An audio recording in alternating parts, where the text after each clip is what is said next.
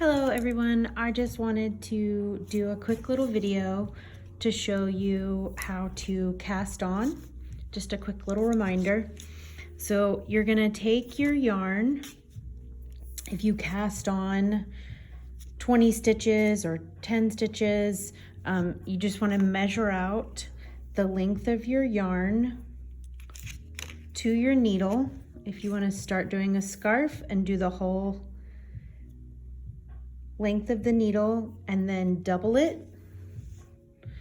So you're gonna start your slip knot from here. You're just gonna wrap it around your fingers and push it up through and cinch it. So you're gonna slide that onto the end of your needle and cinch that up. So then you're gonna take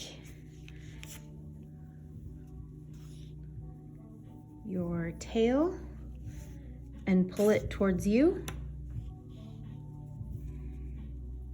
And you're going to do your forefinger and thumb in between, grab the two below, have your two fingers like this, spread them and pull down.